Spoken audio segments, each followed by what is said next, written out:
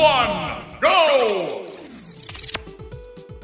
Welcome to the Set Count, your source for tournament results, storylines, and analytics set to the tune of your speakers.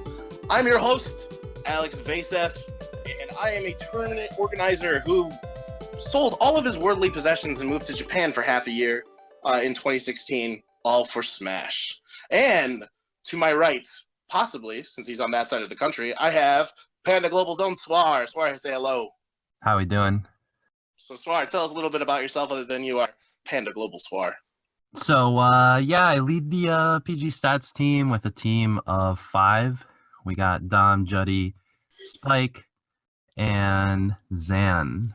We basically go ahead and make the Panda Global rankings for the community. You've seen the first iteration earlier in the middle of the year, and now we have the second iteration coming out now in January 2017. So I pretty much occupy myself with that, keeping track of a lot of statistics, player records, and histories throughout the game, and trying to produce something that everybody can enjoy, and so that people can fight their way to the top. That's awesome. Now, I am the, as I just said, Japanese-speaking component, and Suar is our Spanish-speaking component. And now we have our... Actually, Sage, I have no idea what you speak. We have Unrivaled Tournament Sage. Sage, what language do you speak? English, and I can talk a lot about cameras. That is a language in of itself. I figured you'd be like that secret German or something. I speak a little bit of Chinese. Oh, see, I knew there was something like that. But like not enough to like comment on. But anyways, yeah, I am the lead director of Unrivaled Tournaments. I also work as a freelance technical director for any other streams that are looking for it, as well as do freelance audio, video, and like graphics work outside of Smash. So I have a broad history in kind of AV equipment, audio engineering, did music for 5 years. So I bring that element to the table. So yeah, just to bring it all together, I guess, since we're talking about very specific things that we've done, I am one of the highest up in the Genesis staff for Wii U side. I am the highest up in the big house. I do most tier 1 Smash tournaments. I've dabbled in the local Michigan scene for quite a while, even all the way back since 2003. And my main thing is a event coordinator / tournament organizer, I guess. And also longtime troll, which I believe any tournament organizer you've ever met is pretty much just a huge shit poster / troll, if I'm correct, right? Yeah, I mean, you have to be. So stay tuned to my YouTube where I don't have Smash content, but I will have memes every once in a while. So we're working on some right now. But as far as the set count, we'll probably go back from that. And we want to talk about, for starters, mostly Smash 4, since that's all of us are kind of born and raised in that community, and we need to, bring more exposure to it and more content to the game, and hopefully let it thrive as it has for 2 years. But now we need to really bring it into its golden years, starting in 2017, because we got a lot to talk about. 2016 was huge. Amen. Yeah, there's definitely it's on that brink of like, I want to be an esport, but we're not quite there yet. So there's a bunch of stuff to do and a bunch of stuff to talk about that I think this specific podcast, especially with 3 people behind this, we're so behind the scenes, all 3 of us. Like you won't see our faces come up and play at top 8 at some major. Wow. Come on, let's be real. We suck. We are so behind the scenes. We have less combined Twitter followers than 2GG Gaming. Let's go. So, yes, but we are at most of the events. And you will see us there, just maybe not on stream. Oh yeah, almost certainly not. And but I guess for our pilot episode here on the Set Count, we'll be talking about and doing very different things as we're more a current wave of iterations. But right now we want to just talk about, the history of 2016 and make sure that we document it, because going forward as our first episode, we're going to need to look back at this as kind of our starting off point. Where were we when we gave you the first Set Count? And I think that's kind of where we need to go going forward. And with my organizational experience, Sage's broadcasting experience, and Suar's analytics and stats behind him, we can do a pretty good wrap-up of 2016. And then looking into 2017 and talking about where we want to bring this going forward. And hopefully make you guys laugh a little bit along the way. And what a year it's been, because to be real, where we are today on the edge of 2016, looking into 2017 with a circuit on hand, top players coming in from all over the world, from Japan, Mexico, Canada, and Europe. We're pretty positioned pretty well to be noticed by a lot of big teams, a lot of big orgs, and hopefully establish ourselves as the esport we think ourselves to be. Because, I mean, 2016 showed that we can do it all, still as grassroots, still as multiple community efforts, both local and nationally, to create these ridiculous productions that you've seen as Big House, Genesis, the 2GGT sagas. I mean, just even starting with Genesis this year, like what? Yeah. Well, okay. Well, what it's a no time. mistake. It's no mistake why you're here. I mean, the Panda Global Rankings has kind of brought us all together. Like everyone's like, oh, I want to be in the Panda Global Rankings. I want to work really hard so I can be on Volume 2. Really, and there's a lot of those people who just aren't going to make it on, and that's your fault. So I want to make sure to talk about that later on. But to first start off, when was the 1.0 rankings brought out so people have some context? It was brought out in the middle of this summer. We had the sort of idea to do it all. One day when I was walking out of work, I just messaged Bear from Panda and I said, "Hey Bear, I want to make rankings. How can we do it?" He said, well, I know a guy that knows a guy. Put me in contact with SoCal's Zan, who then knew a guy who then put me in contact with Tri-State's Dom. And 45 Excel sheets later and multiple tabs, we had our first Panda Global Rankings featuring the top 50 players in the world, stemming from the beginning of the game, going all the way into this year. So wait. The 1.0 ones, they came out in 2015 though, right? No, the 1.0s came out this year. When exactly did they come out? Were they delayed till after the first Genesis, or Genesis 3, I should say?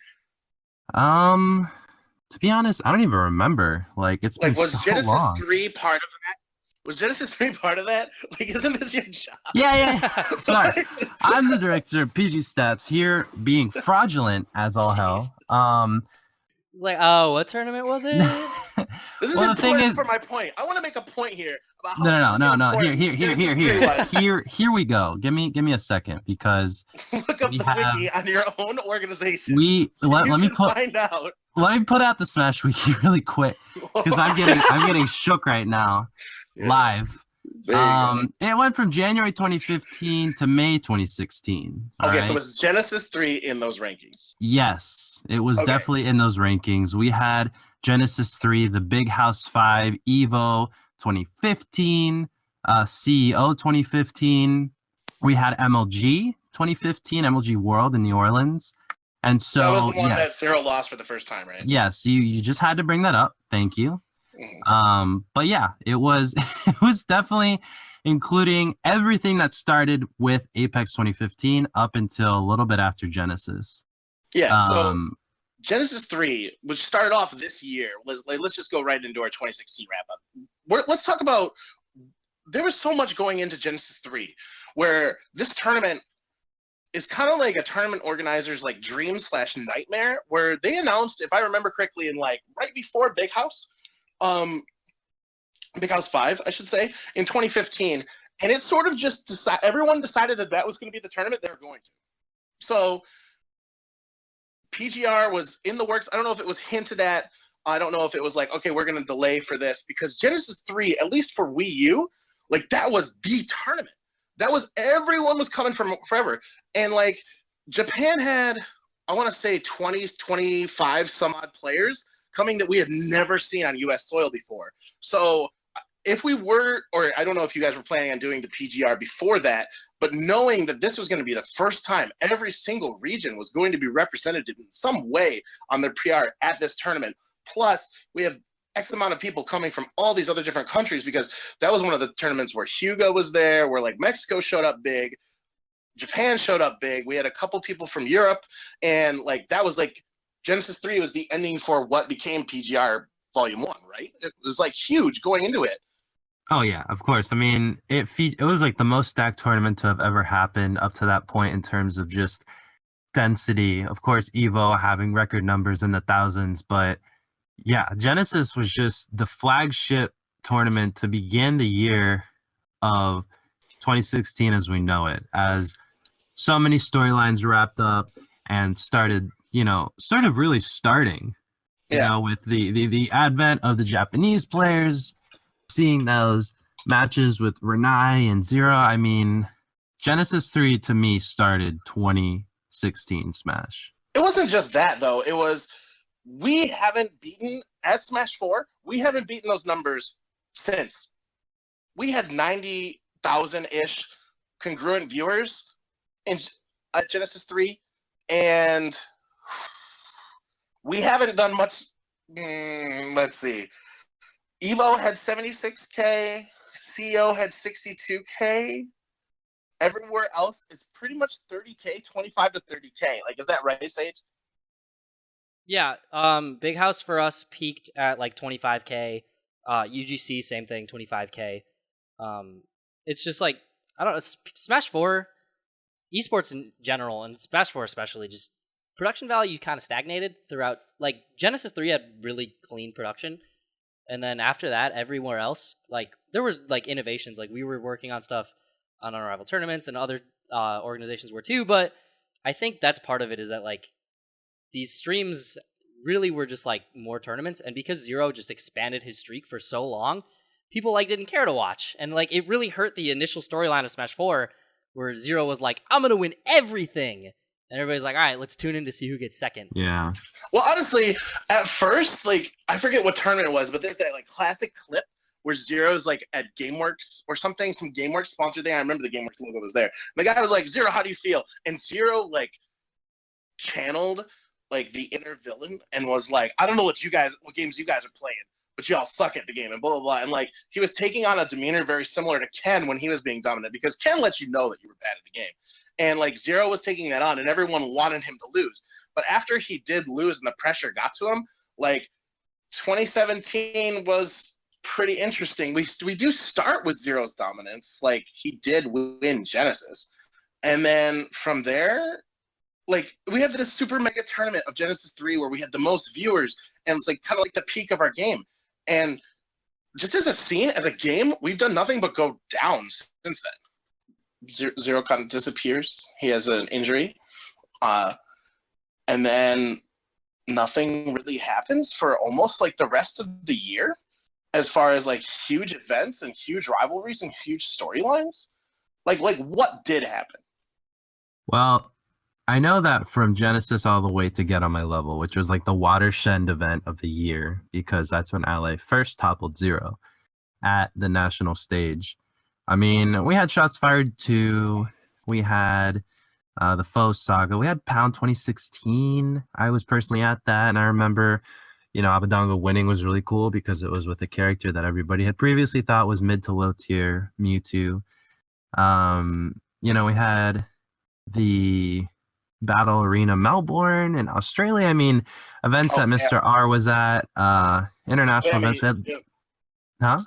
Bammy was really, really important, because that's when I was living in Japan at the time, and I saw everybody come back from that, and that actually was probably bigger for us over there than it probably was over here in the West. I don't actually know, but that was actually a pretty big tournament.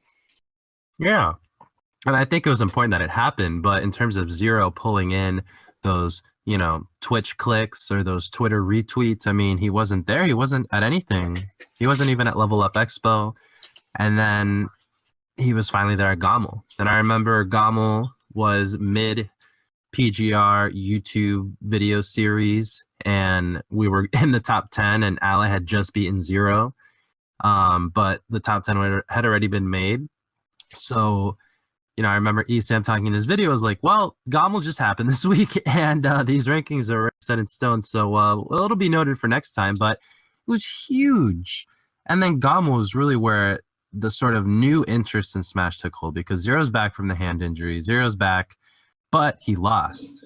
Previously, only Nairo could have said that at the major stage. We had Con, we had the, historic, like, the 5-finger club, like only 5 people had done it. And then after that, I mean, Ally did it in grand finals. Now, towards the end of the year, we have God, how many people were in the gauntlet? 15. Like we've had 15 people beat Zero, but we're still talking about Zero the Unbeatable. You know, he's the main storyline of this game, and it all basically comes down to people are, you know, watching when Zero loses and who beats Zero, and like we had a tournament based around that entire concept: who can beat Zero, called Zero Saga, which we'll talk about towards the end. But it seems like that is our main and many might say our only storyline for the entire game. Yeah, I mean, personally, for me, when Zero was losing, the game was exciting. I think a lot of people can echo that sentiment. I think that, obviously no offense to Zero or anything, but seeing people adapt to him and beat him was something worthwhile of any tournament. And we saw that all this summer. And then we also saw the community grow in other aspects during his absence, pre-Gommel and post-Gommel. I mean, we saw things like online qualifiers for stuff like Big House, the key to the PG House, the Road to Shine. We saw new tournaments pop up.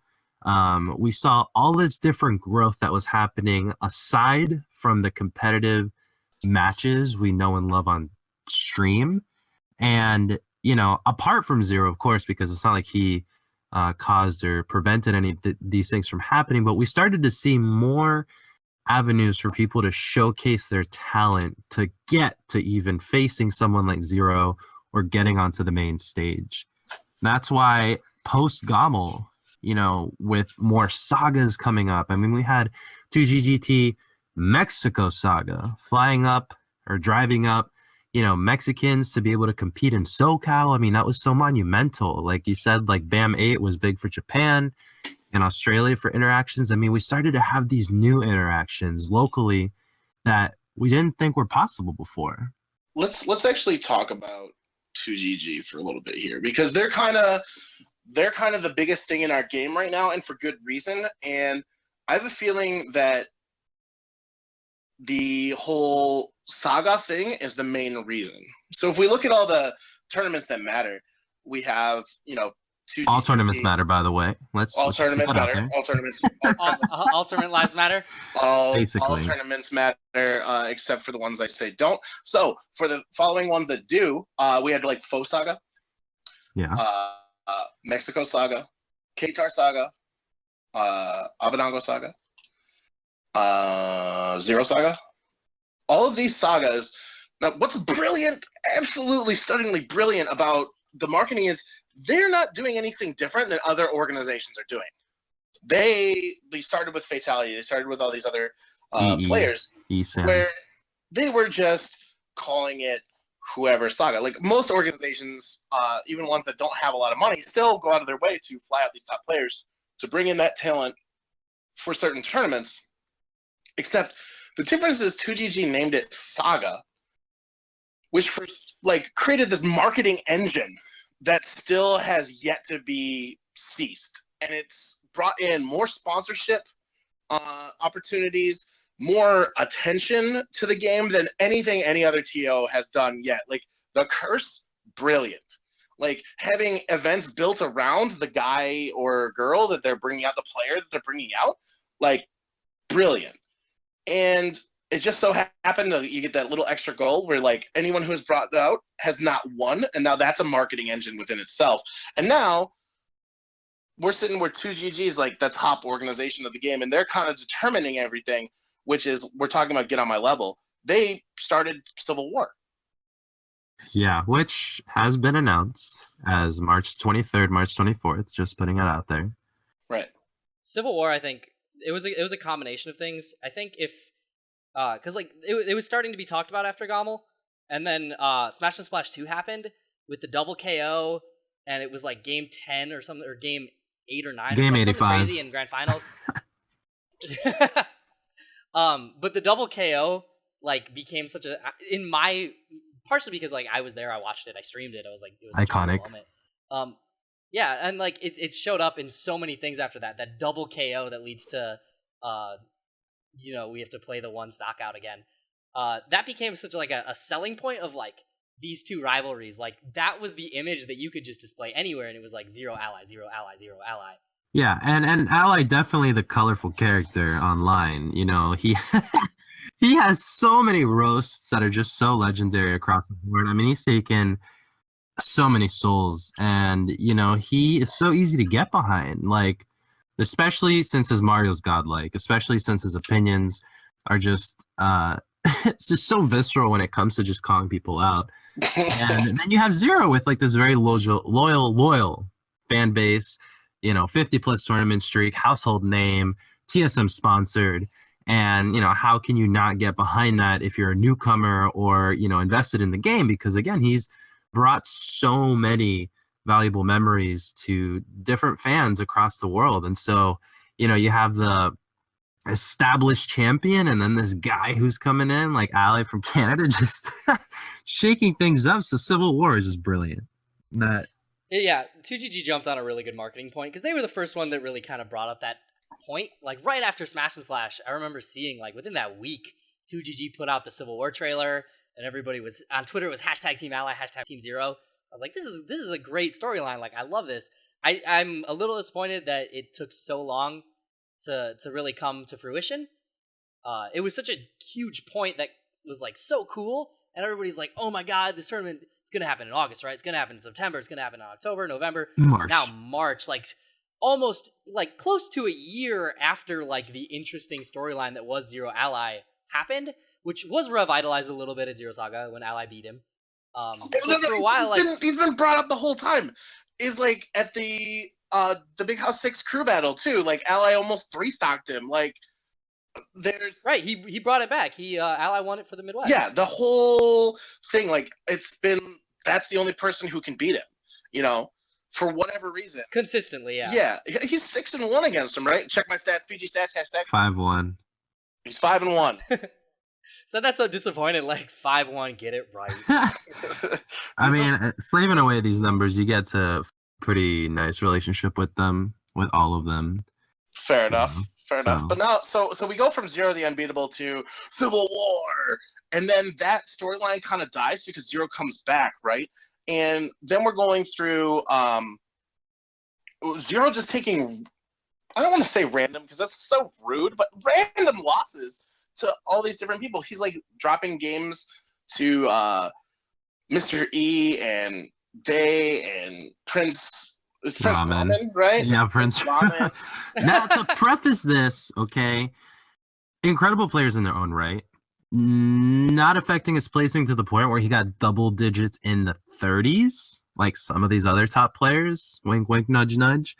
But also exclusively top 10 players apart from that, like Larry Lur, Anti, The Buzz, Mr. R.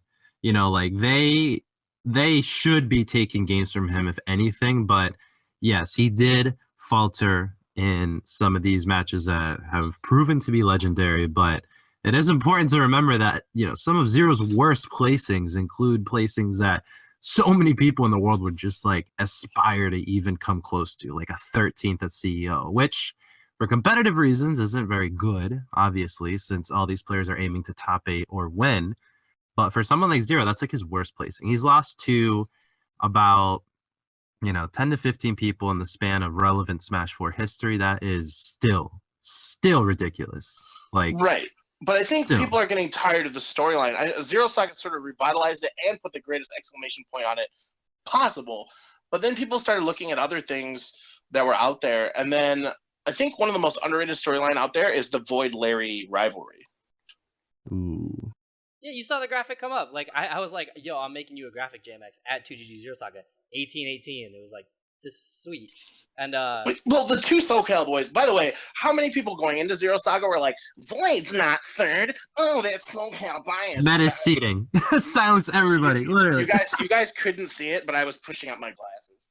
So and then Void like not only plays his seeding, but then beats the number 2 seeded to get in the winners finals, and Larry somehow makes it in there. And now we have this 18-18 winners finals in all rights. No one would have ever pictured these players being there in the winners finals, culminating in this. And I think this is something going forward that we want to take.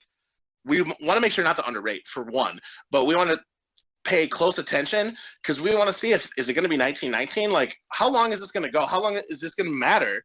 Are people going to be counting the digits? Like, are we going to go up to 100? Is this a first to 100? What do you guys think? Well, first of all, I think that we need to go back to the point that they are inexorably connected to 2GG, living in the same zip code, battling at locals all the time, and at the sagas. I mean, you never hear Void without hearing Larry when it comes to talking about SoCal. And I think that also benefited a lot of the attention that 2GG has gotten throughout the year, because being able to feature 2 top 10 players in the world so casually at a local, whether it's Thug Finals with Larry using Meta Knight or, Void using Fox or Mewtwo, I mean, that pulls in serious numbers. So, like, incredible circumstances, literally stars aligning, like, across the galaxy for 2GG. And I think... But... Oh, sorry. I think we need to get to the point though, like, of talking about the players against each other, because it is amazing that they live in the same region. It's super cool. But like, do you think at some point one of them is going to overtake the other? Like, Void has been on the come up for so long. Does he like continue the rise from getting like 7th to 4th consistently to now 3rd at Zero Saga? Like, is he just going to keep going and be like, all right, Larry, peace? Or is Larry, like, maintaining with him? Because Larry has, outside of his placing in Zero Saga, was traditionally what? He was, like, Mr. 7th, right? You guys danced around the question. The question was, is this a first to 100? Is it a first to 50? Is it a first to 20? Like, how far does this go before people start getting bored with it? Like, they were about Zero the Unbeatable, I don't think it needs to end, because, like they showed us at Zero Saga, you can see Larry 0 to Death Void like it's a combo video for DMG. Also, shout out to DMG Alliance. Amazing combo videos. You can see Void 0 to Death Larry. Same thing in the same set, sometimes in the same game.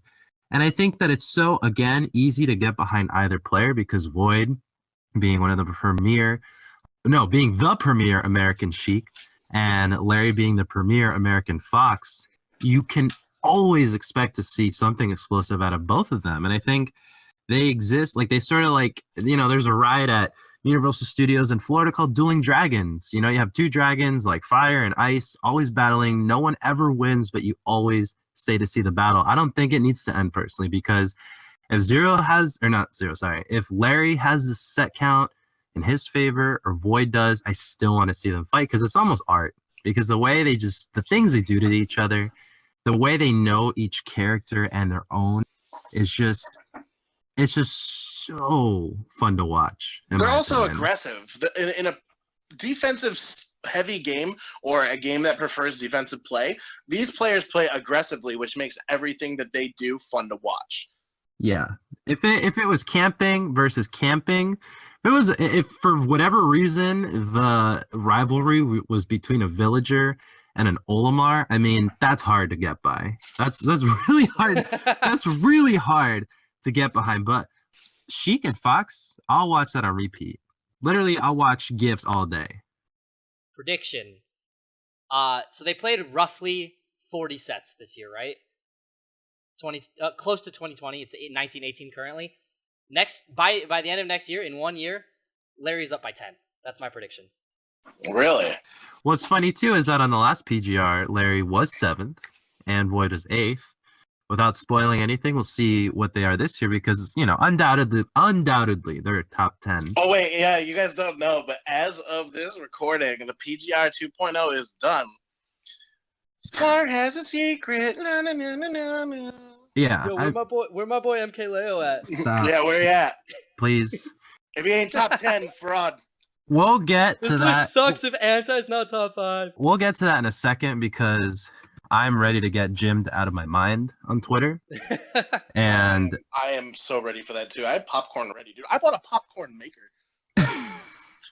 I'm gonna get like 9 alts and just like for Christmas. You just pump the kernels in, and it just.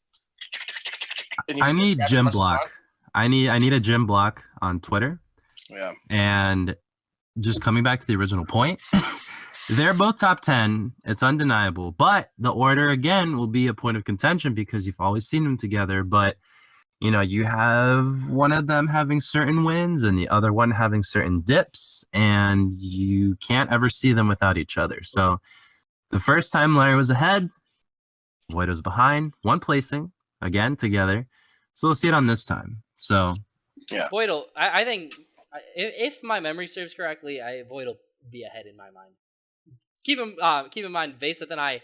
Didn't you just say Larry would be up by 10? What's wrong with you? On this PGR, Void is going to be ahead, and then by the end of next year, Larry will be up by 10 in sets. Larry's coming through. That man's about to uptilt the rest of the competition. Yeah, he said up in 10 sets, not in 10 rankings. Because then, if he's top 10 and he's up in 10 rankings, that means that he would be either ranked 0 on the PGR or number 1. Which, but anyway, moving on from that, we have probably post Big House.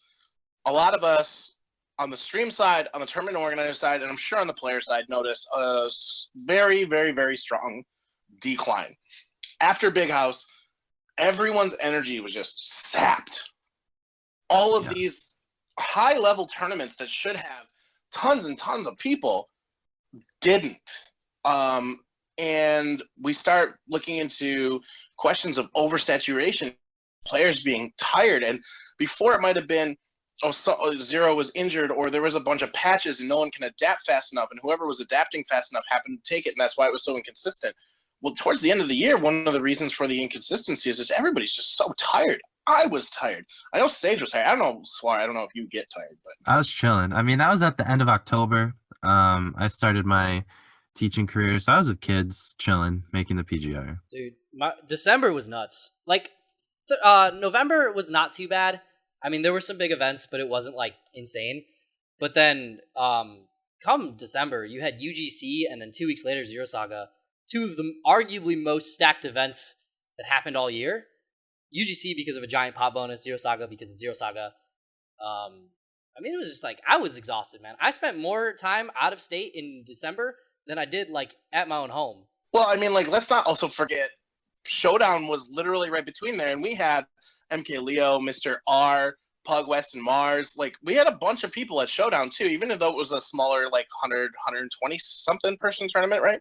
Yeah, that was, like, weirdly low for the talent that was there, I'll be honest. Well, yeah, it's just too much. There's too much going on, and all of these things, but,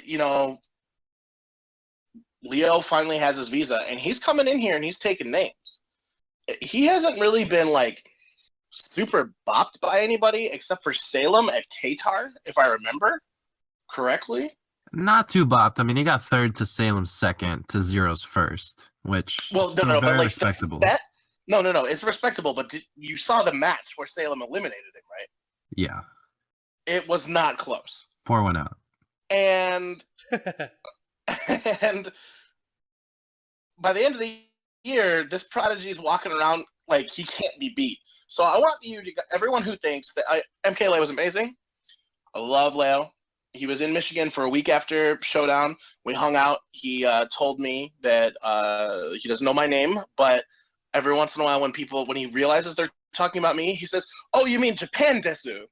So evidently that's Matt, you're a weeb. I taught Leo some Japanese that went slightly viral on Twitter to the point where I guess at Zero Saga everyone was shouting it. And I love the guy. But watch that set where he gets completely bopped by Salem and tell me that this game doesn't have room for growth. Like, well, just going as a quick year in review, because we've sort of been all over the place, and I think that that's a testament also to just how many things have happened since Genesis. But looking more closely towards like this Panda Global Ranking season, starting with the first Tier 1 event, CEO, we had an Anti win that. Then after that, we had Eva with Ally taking that. Super Smash Con, Nairo taking that. Big House, we had Zero come back.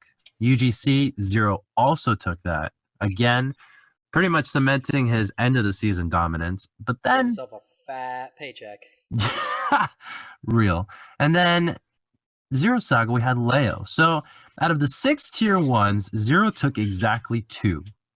Anti did get 2nd at Big House, which is incredibly impressive considering the fact that, Zero, was totally ready to take that. But I think Real cutting talk? this... What? Anti won my heart at Big House because of his like reverse spinning dab 3 times. Oh God. I mean, Anti's Best iconic. part of Big House. Anti's Big so House- iconic. No shade at Gonzalo. Like, he played amazing, but Big House probably would have been the perfect tournament had he won. Anti? Yeah. Yeah, I mean, the personalities we have in the top 10 are very, very varied. I mean, you have Mr. R, who's It wasn't very... just that, but like, if you were there, I'm not sure about the stream numbers, but they probably are reflected in the stream numbers. If you were there, as Zero was coming back, and he 6-0'd him, if I remember correctly. He did. We saw the Every Charizard. single match, more and more of the energy of the crowd was just dissipating, and it kind of felt like at Game 6 / when we were doing the awards ceremony, like the home game just lost, and everyone was just walking to their cars.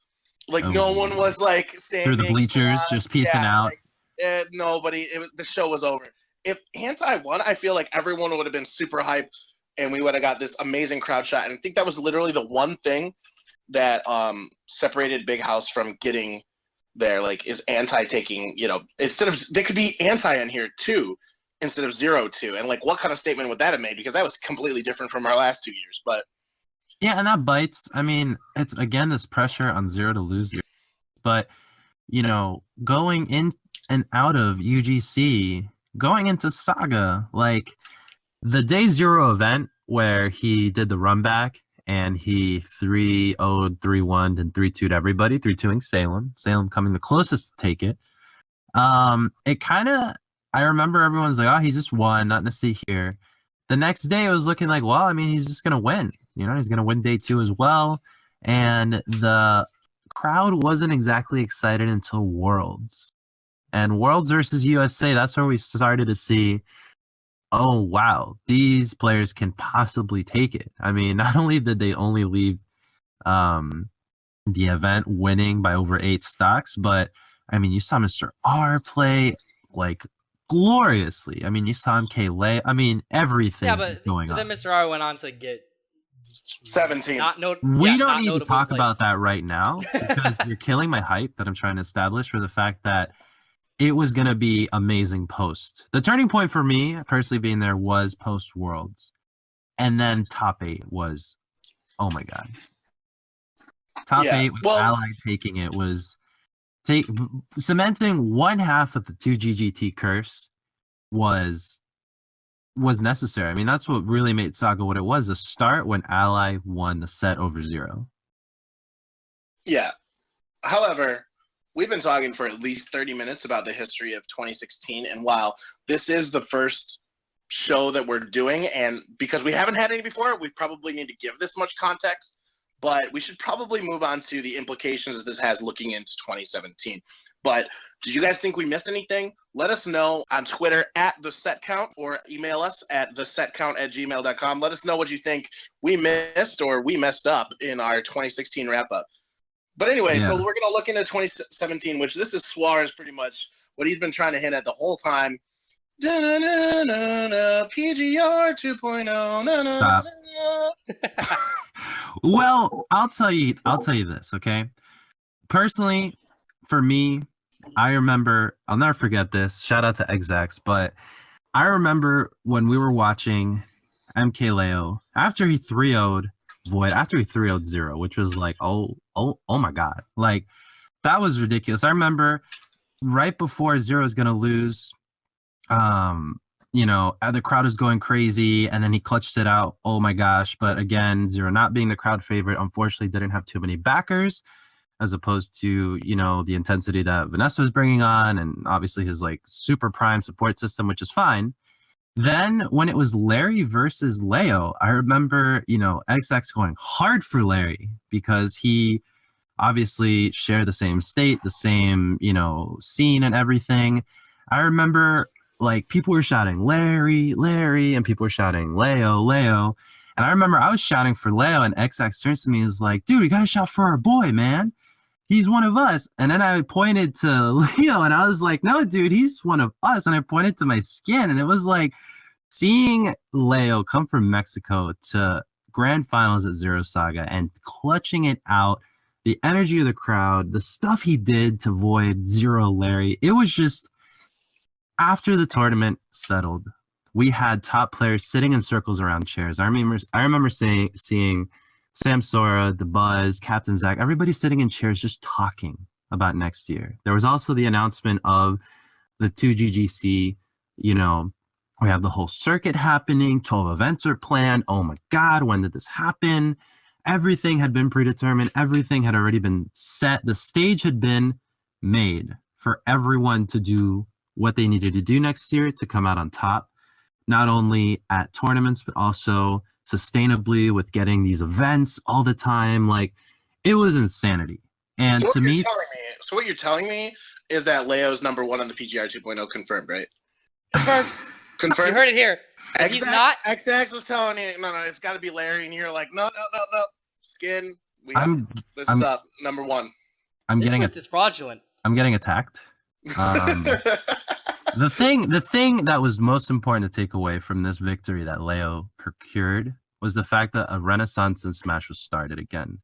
Not only did Leo win over Zero, he won over Void and Larry. And not only did he take those 3 legendary sets, he did it with Marth.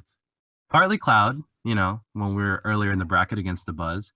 But he did it with Marth, someone who had been consistently mid, high-ish tier because of Tipper, the buffs that he got in recent patches. But he did it with Marth. And everybody was going over the fact that, oh my gosh, next year I'm going to practice this, I'm going to practice that. I'm going to try these new secondaries. I'm going to practice Marth. I mean, I'm going to practice Marth.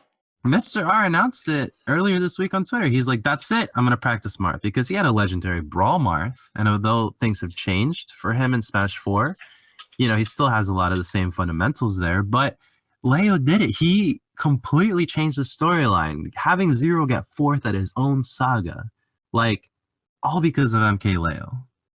And Ally. All right. And Ally. Give the man some credit. Okay. All because of MK Leo and Ally. Out there, sacrificed himself in his tournament to make sure that the curse went on. So, RIP the Dream Ally. This is like some Goku Gohan stuff going on. Ally, we salute you. Yeah, I was like, yeah, Ally, good job not doing literally anything since Evo, but good job on that. He came in hard in the cut. I mean, he's still the Evo champion, and that means something. Champion, get it right. Champion. But going into next year, obviously this PGR V2 is going to come out. It's going to be super, super loopy just because this season was ridiculous.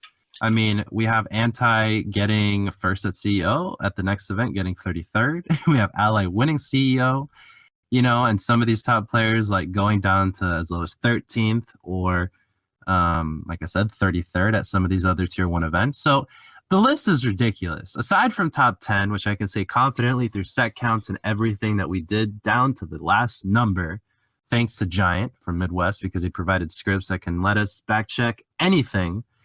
It is script ridiculous. confirmed. Script confirmed. I heard it. Script confirmed. No. If you dislike the script, be sure to hit up Suar at PG_Suar on Twitter and yell at him about how crappy his rankings are. I can't live. I can't live. Dude, we're just trying to like, you know how like when you have a low tolerance for something like alcohol or whatever, like it hits you harder. So we're just trying to like build up your tolerance a little bit here. You're trying to gym condition me right now, and I'm not. I can't. I really can't. But okay. Bring it back to Center though. Like a lot of thankfully, the first PGR came on the scene. It was received with mixed reviews, but then we saw it sort of take hold in the summer when people started name dropping. Yo, I'm 7th. Yo, I'm 9th. I'm 11th. In their Twitter bios and articles. And that's when it finally became normalized. And then we saw PG Stats being featured on the Analyst Seska 2GG Zero Saga. And that was also another component towards like moving forward. But hold up. PG Stats and Unrivaled aren't just together on this podcast, but they've been together. They've been working together for a while now. We've been in bed. Literally, we slept in the same bed at Zero Saga. I don't know if you guys noticed on Twitter, but like Suar has been posting like images of Sage like zombified in bed, and like they think it's funny, but I'm just like, you know what that is? Never mind. All right. So whoa. So, No, but For real though, yeah, Suar and I have been working together for a while, just so people know. I hit him up. We were talking about I asked him about using his PG stats one day when I was walking to go get tacos. I just like messaged Bear and I was like, "Yo, put me in contact with someone who does PG stats. I need to know how open their information is." So we started building scripts together and all this good stuff. And here we are with an analyst desk and a bunch of stat tickers later. Never before unprecedented. Never has Smash streams had these tools before.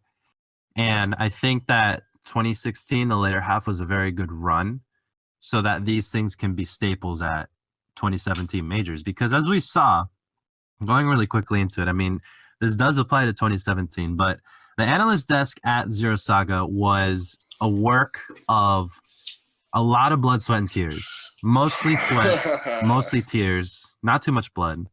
But we were able to showcase a situation in which sets could be broken down between 3 individuals, backed by statistics that were verified through scripts that could fact check in an environment that had never seen that before, and run pre, post, and mid shows that didn't take away from tournament quality or time. And Twitch chat was tamed. For the first time ever, Twitch chat was tamed. And that really needs to just be... They were just shocked by your like really terrible camera setup and lighting. Yeah, I'm not gonna. So I'm not gonna argue with that. Drag us. Real talk. When we were there, we were in like this like side corner area, right? Like right by a door. And it was you guys didn't even have a backdrop. Like yeah, we like it looked like an elevator. Oh, it did. It's so bad. There was a lot of really good stuff. Like the desk served as a really great proof of concept. Lighting was not good because it was brighter actually day one, and then they turned off the lights by that section for the projector, and we were in that section, so we just got like super boned. Wow. And then I'll be real, the analyst desk almost didn't happen at least 17 different times throughout the weekend. And then like I thought I was under the impression that 2GG was gonna have a lot more cameras. I'm nothing against 2GG, they just didn't have the equipment. But so like when we were confirming this with them and we are like, all right, we're gonna do this, this, this. I was like, I can bring a laptop and I'll just like run off your guys' equipment. And they're like, yeah, that's totally cool. And then like 3 days ahead, or like a week or so before that, they're like, so here's the cameras we have. Here's like 2 Logitech cameras, little webcams, and then 2 little like $200 Sony camcorders. And I was like, that's it. I'm like, that's not gonna fly. Sage brought a railgun of a camera that's at least valued at $1,500. Yeah, so I had to pay for extra equipment to bring on Spirit, which, Jesus, spent LOL.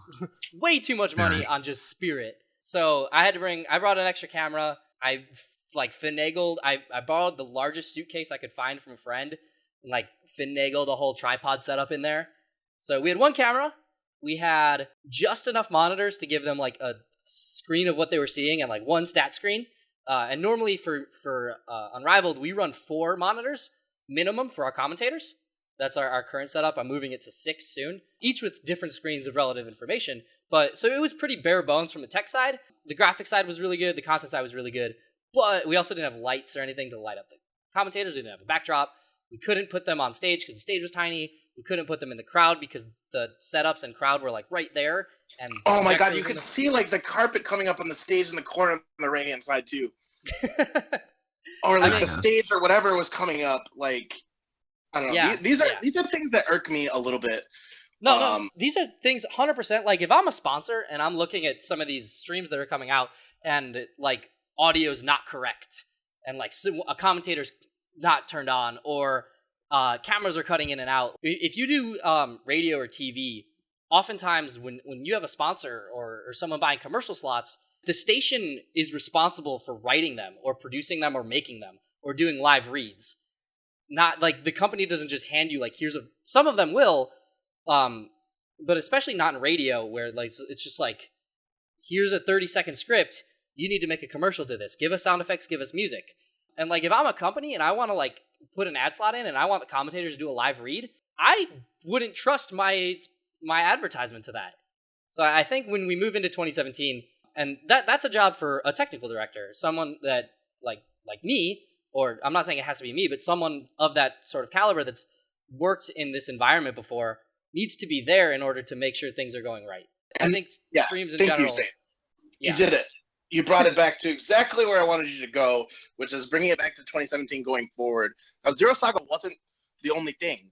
Like, there were multiple big tournaments that things, like you said, the analyst desk almost didn't happen 15 times. Dude, there were whole tournaments that almost didn't happen. And the only one that anyone ever knows about is Apex 2015, because that was like such a monumental problem. But like, people don't understand that there were Apex 2015 situations this year. Ooh. Like, Okay. So really quick, okay, to sort of couch this in the way that won't burn bridges. right. This is symptoms of a community that has been brought up on the good graces and virtues of a select few of people who are now trying to be an esport, which requires the programming and technical expertise of professionals that we don't exactly have totally set in stone yet. We obviously have our legacy streamers like VGBC, shout out to VG Bootcamp, Tourney Locator in Texas, Unrivaled tournaments obviously just starting, 2GG in the West, which more so a community organization than a stream, to be, to contextualize them, and many more. And so when you look at a Dota stream, okay, Dota Grand Final, Worlds, Boston, whatever, there are millions going into that. There are cameras that they use on movie sets. There is miking and sound that is professional grade. There are just as a reference point, a lot of the cameras used on league sets are 20 grand a piece. A piece. So we're trying to make do with what we have lying around the house, and to great effect. Okay, if you're listening, Nintendo, whoever is interested in becoming more a part of this and supporting this, we have put on a hell of events just with that. But at the same time, going into 2017, what I think is really important is that we realize that, okay, now we need to support the people. We need to put the people who know about this stuff ahead, because it's going to require that sort of stuff. Doing away with commentary politics, doing away with streaming politics, which are still going to play a part because that's just how the world works. It's time. And a lot of this stuff, again, it's like a lot of these organizations, like I Love 2GG, really big ideas. Execution has been something that they've been working on throughout the year because they're so young. Again, just a year. Other orgs have been around for much longer. I mean, these are big kid ideas now that hinge on possible stream views, that hinge on people possibly deciding whether or not they want to invest in the community. And so the stakes are higher. And so at Zero Saga, we found out day -1, okay, before the zero run back, day 0, we found out day -1 that we had internet that was 10 megabytes down, 5 megabytes up. There were only 2 lines, and there were 3 computers that needed internet. And not only did they need internet, they needed good internet, not just internet not internet that can help you download solitaire, but internet that could transfer gigabytes of animations and renders that Sage was making. But again, this is stuff that, if you're running an event, it's hard to inventory all this stuff when you have these resources generally available to you in a venue like Esports Arena. But other organizations have shown as well that they sometimes overlook these things. So 2017, I mean, it needs to be tighter. And yeah, so just as like a kind of my thoughts on esports, I'm sure Vayseth, you have something to say in a second. Oh, I do. Yeah, but my thoughts on how Smash becomes an esport in general is that I think you're going to see a lot less streams on Unrivaled Tournament's channel, on VG Bootcamp's channel. I think you're going to see a lot of streams on Genesis channel, on Big House channel. It's going to be a lot of white label, which leaves a lot more room for teams to kind of come together and be like, look, you can hire out Unrivaled's team, and these all 5 of us will do XXX jobs, and here's the gear we'll bring. Hire out VGBC, and they'll do XXX jobs, and here's the gear they'll bring. So we start to combine and we start to white label and actually pay for these teams. Esports, it's not that much of a dream. So after 2GG, because they operate primarily with 4 people. right? They have a couple extra people that are there doing hands-on stuff, but it's like 4 main dudes who are working. Outside of commentary talent and things like that, I put together a list of like a stream team that I would want to go in if I was doing the biggest major ever and I had just like an unlimited budget to pull whoever I wanted to.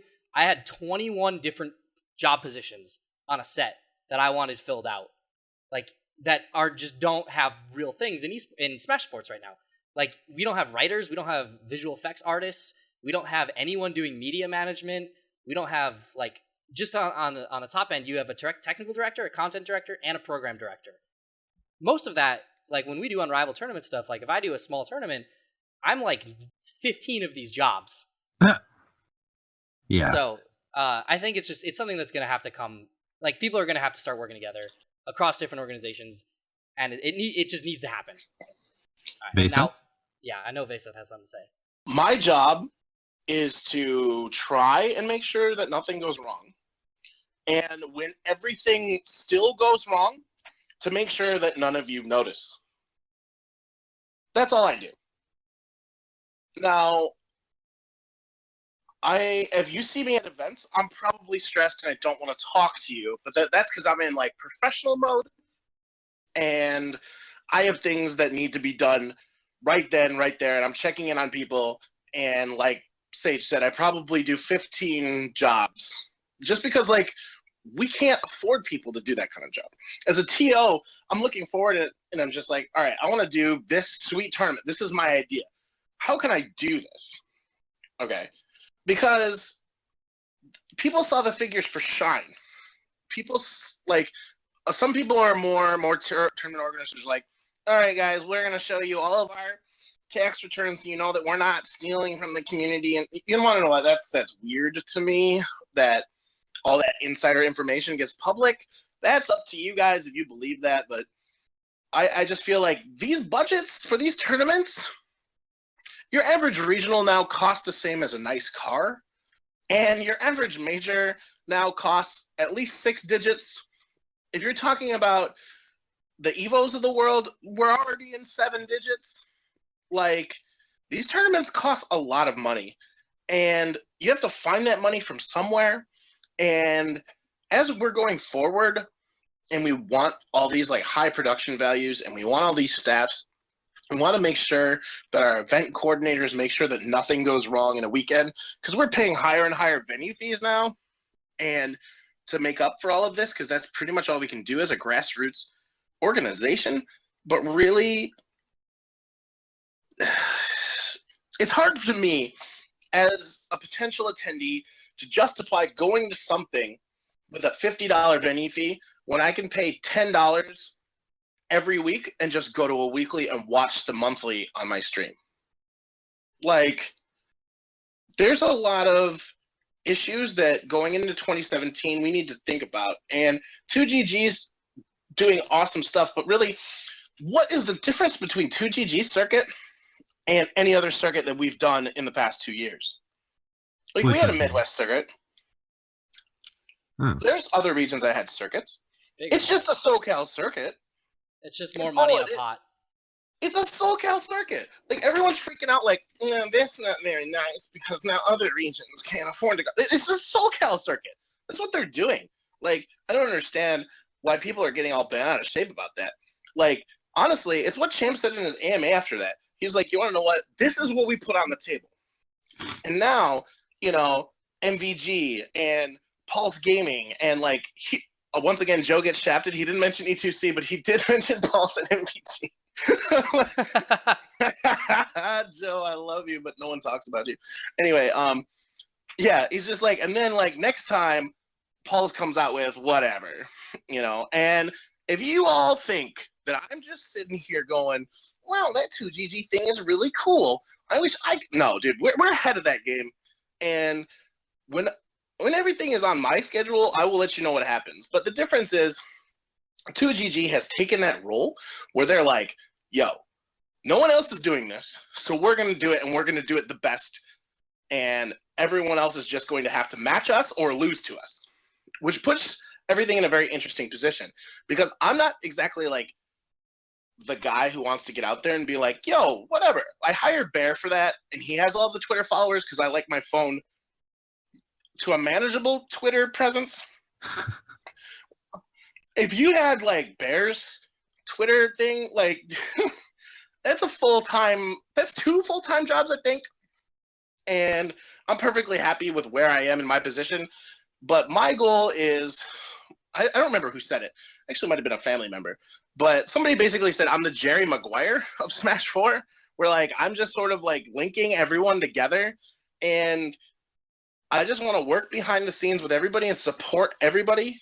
And I like what I see in certain situations, which is probably why we have this podcast right now. It's because you are and Panda Global doing great stuff. Let's bring them together. Let's get the voices out there. We need more content, so we need a podcast, you know?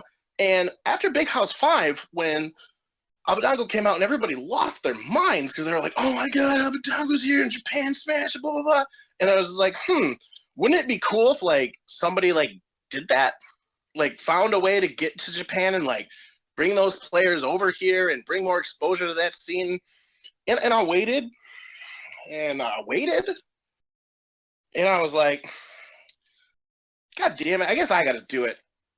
All right. And I literally sold everything I owned and was homeless in Japan for 6 months, basically. Let's go.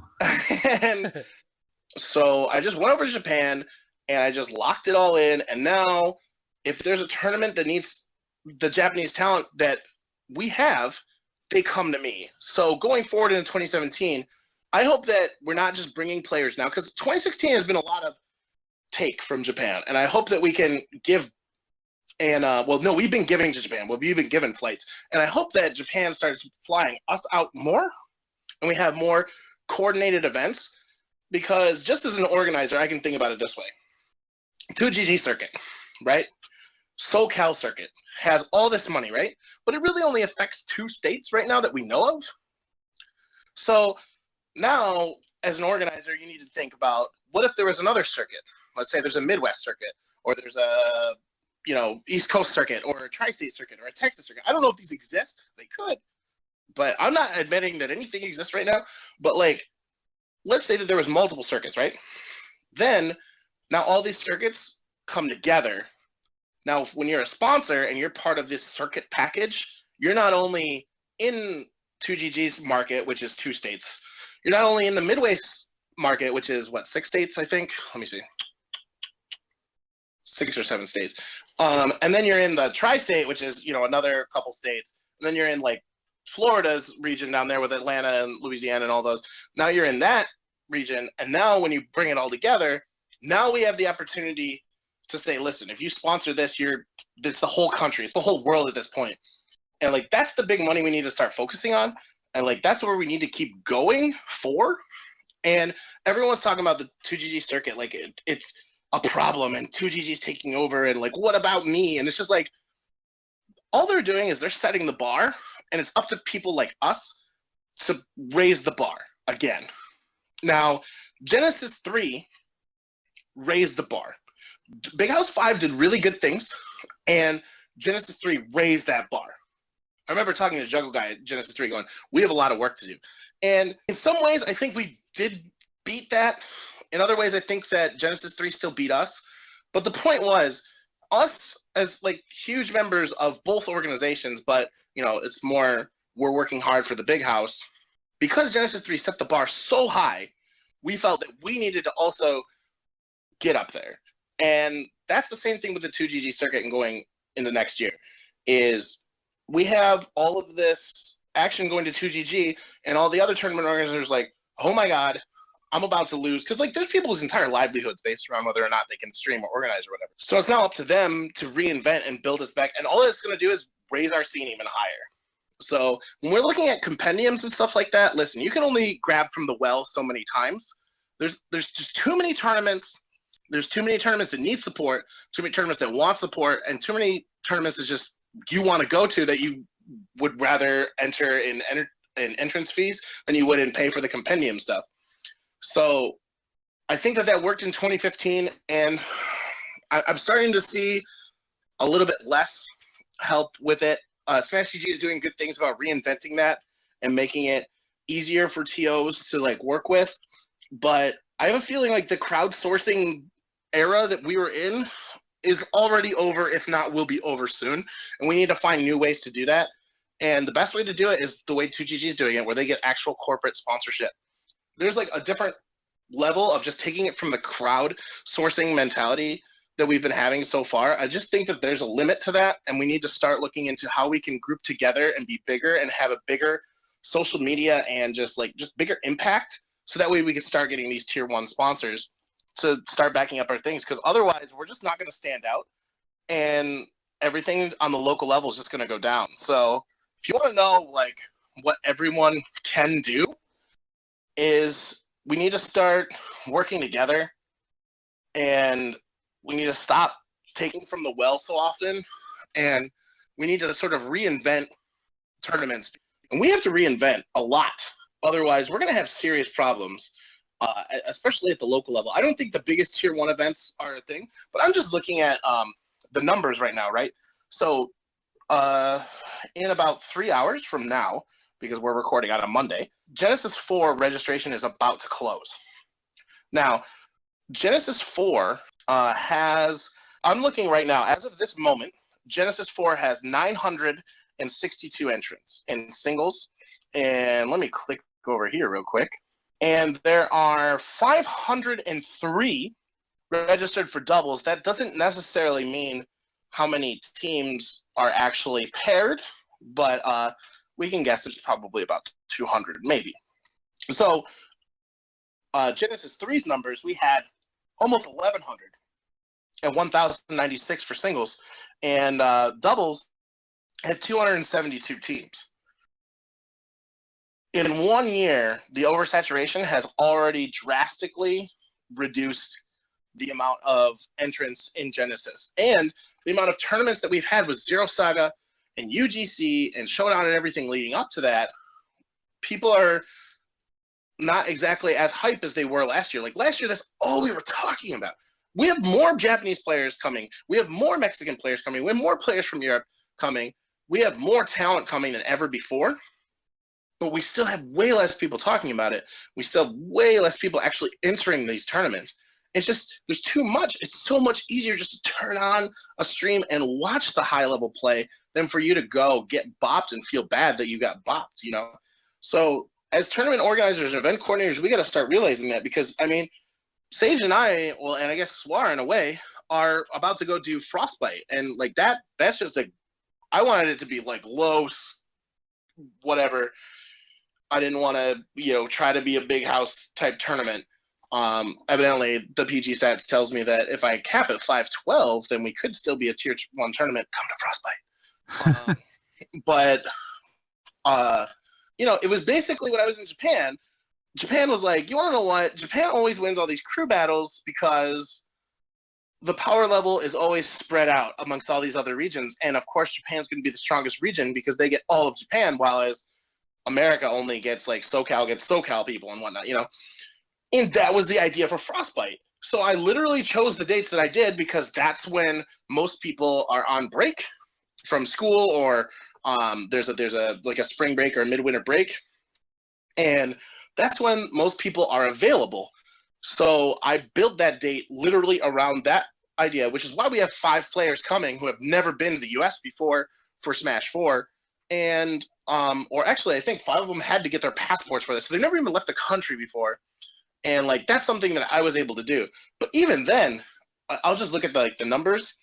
If we're talking, like, let's say Frostbite happened last year, I have a feeling we'd have capped already. Just with the amount of talent and hype just surrounded by that. But because we have Genesis before that, and we have everything going on the way that it is, I'd be surprised if we had 200 right now.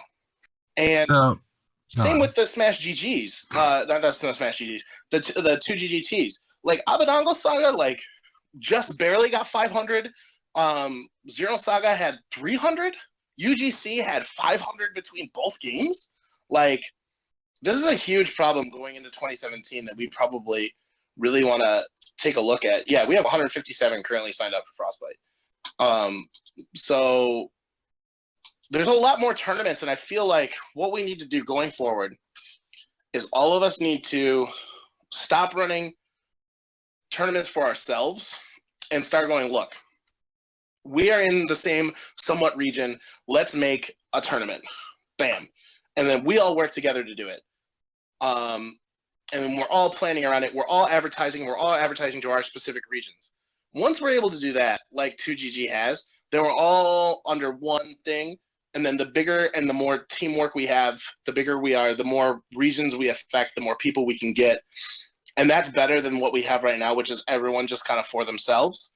And everyone wants to be a streamer. Everyone wants to be a TO. And honestly, it doesn't take that much effort at the local level to do that. You just need a place that's willing to bring you a computer to run a bracket and a computer to run a stream. And like, really, you can do a pretty whatever local tournament, like mediocre stream, mediocre running of a tournament with very few pieces of equipment and not a lot of talent.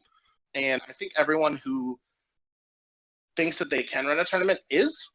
And I think what should happen is everyone should be helping each other build up so that way we don't have this oversaturation problem, because there's only so many tournaments that these top players can go to. And, you know, after Genesis, there's a lot of players that just want to take a break. And because they've been going nonstop for forever. And that's what we really need to figure out. Yeah. And like to comment on that on the production side, because obviously Vayseth, TO, me, streamer, productionist, I think that when these tournaments start to come together, personally, I'd really like to see what a well-built crew could do. Like, I'd love to pick one event this year, one like super major event, Civil War, CEO, something, where all these different crews come together and we just go, all right, instead of paying one crew really well, let's just get everyone down here, bring your equipment, like tournament organizer, event organizer, like just pay for flights. That's it. And we will just, as a unit, put on like the most ridiculous show. It has to be for something huge. And Hashtag one unit. Hashtag one unit. Hashtag one unit. And then just kind of see what happens and see like if, you know, we take this huge event that has really good TO side and we bring in the stream side that is just absolutely phenomenal and actually worthy of the title eSports, which I don't think really any streams are at the moment. Like when you compare them to other events, it's just like, this is, in comparison, this sucks. Smash specifically, yeah, it's pretty bad. No, 100%. Well, I want to just say it's not bad. It's just not up to par. Yeah, it's fair. I mean, and this is coming from someone who streams Smash. Like, I am a streamer from Smash. I'm on the rise. And this is what I would like to do to see if we can accrue that interest from sponsors and be like, look, this is the production we're capable of putting on. Mics aren't cutting out. Cameras are well focused. Cameras are white balanced. They look beautiful. We have 3 camera operators. We have a visual effects artist. We have logos being put out. We have live commercials for whatever company is willing to put in. Like all this different stuff that you would expect to see from a League broadcast or a Halo broadcast or an NFL broadcast. Like the standard stuff that Smash hasn't hit yet is a lot of it just because of money. And if we combine all these different crews, we're going to be able to get around that, at least temporarily, to maybe accrue some interest from bigger sponsors. Well, to really put this into perspective, I mean, we're talking about a community that has been brought up, like we've said before, on Logitech webcams and one camera. Okay? Webcams got to stop entirely. Well, again, 2017 is the year of no webcams. people look for streams and just look for, can I see the match? Can I possibly see a player cam for a pop-off? And can I check the bracket? That works for your local competitor just fine. Local fan just fine. But getting as big as we are, attracting the, sort of interest that we are now, that will have to change, like you said. But I also want to take a step back, not be so, not fatalist really, but just less of a doomsayer and talk about the local perspective, because Vayseth is talking about a lot of stuff that many of our listeners might not have even ever considered, which is fine. That's not your responsibility. Yeah, that's something this podcast brings too. Yeah, we are so present in the backseat. Yeah, and this is again like some Illuminati stuff, some organizer stuff that like you might not exactly be tuned into just because you're not a part of it. And that's fine, because again, you shouldn't have to be. I mean, just worry about your bracket, to be real. But from the community perspective, what can we do? Okay, if you're someone who is listening and you want to support, like, you know, your favorite top player, let's say you live in New England and you want to support Mars. Okay, Mars travels to these tier 1 events and gets single digit placings almost always. Okay, when these players go in and compete, okay, when these players go in and compete, they're competing not only for themselves, but also for their region. But when you're looking at the region that they're representing, well, what are they doing? You know, what are they doing for each other? What are they doing for their own sustainability, their own tournament scene? And that's where I want people to really challenge themselves into next year and think about what exactly are they going for.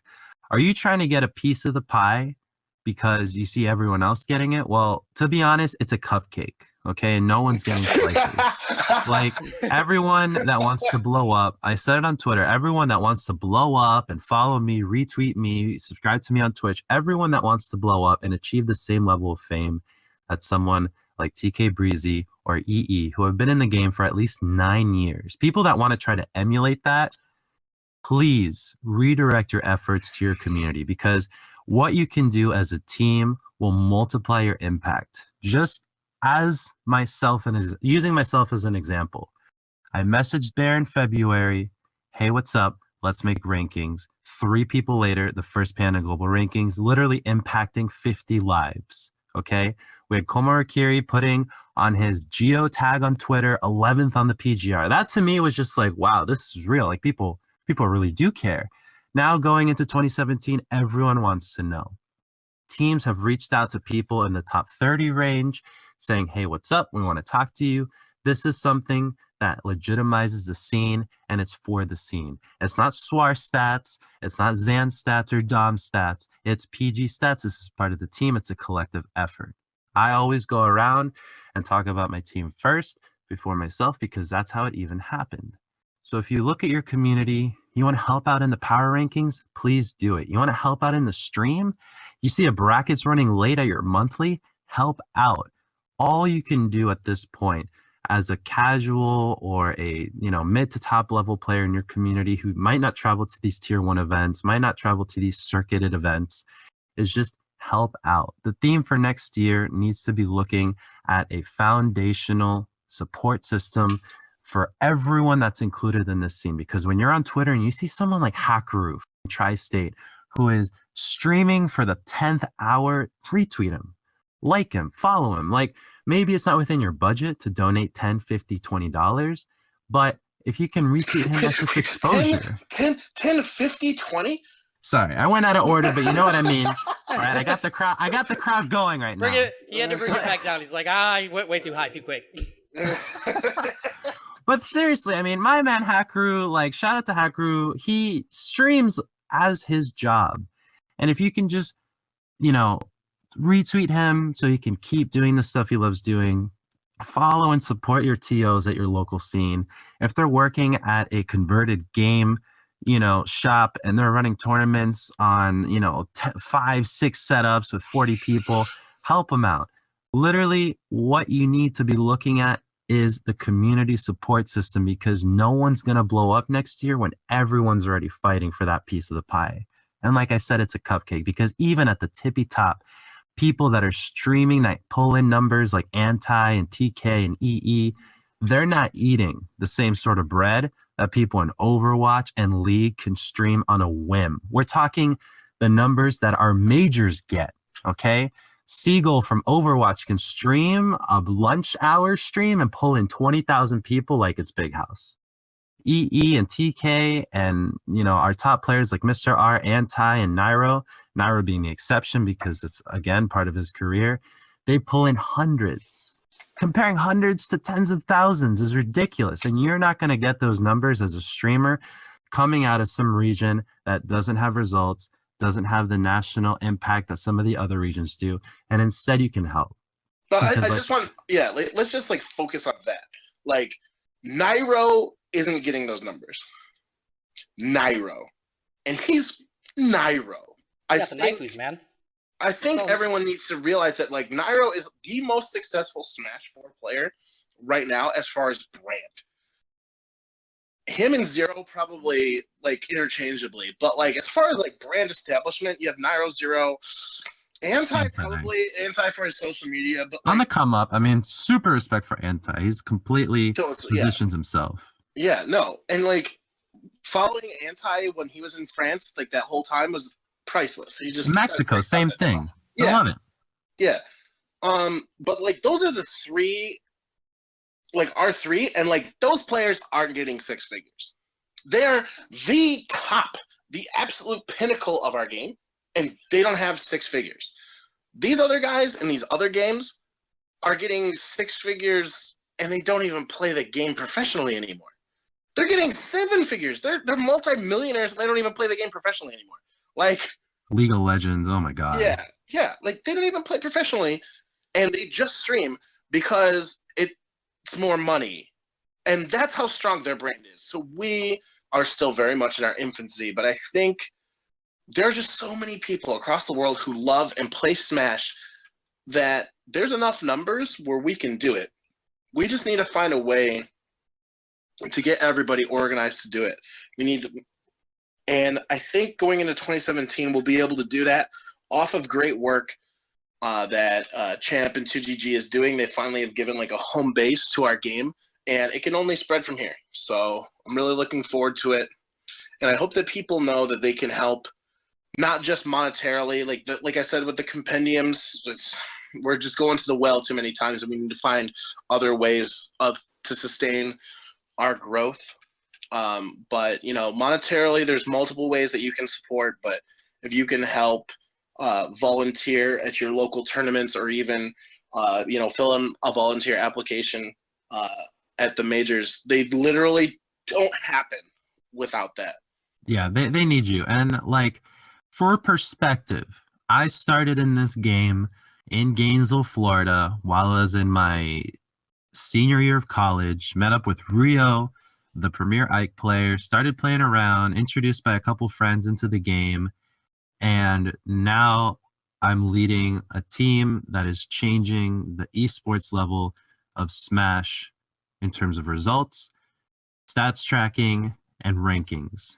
Anyone can do it, okay? Anyone with the initiative and drive and the technical expertise to sort of organize under these things can do it, okay? Other people have earned their way. There are multiple years of commentating, shoutcasting, TOing, and it's completely within your ability to be able to do the things that people have done. Maybe it's not in you to make rankings, that's fine, but you can do article writing. You can do anything from content creation all the way to helping on that national stage, helping people in the stream running, working with Sage. I mean, it's all about asking. Literally asking, you shall receive, and you'll be able to be in these situations that benefit the community in ways you couldn't have imagined before, because you were trying to get people to subscribe to you on Twitch when you got 80 followers.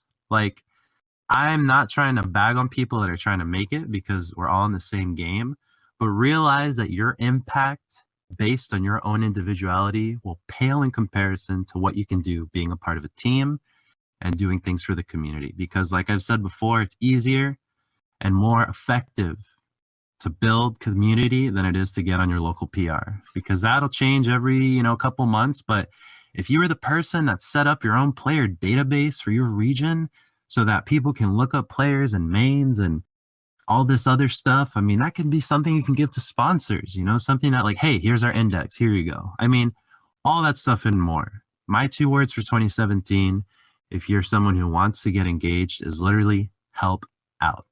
That's all I got to say on that.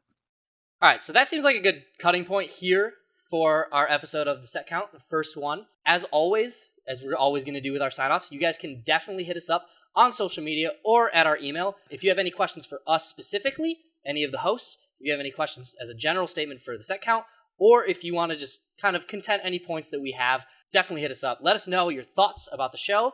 We're always looking for feedback. You can find us at the set count on Twitter, or email us at thesetcount@gmail.com.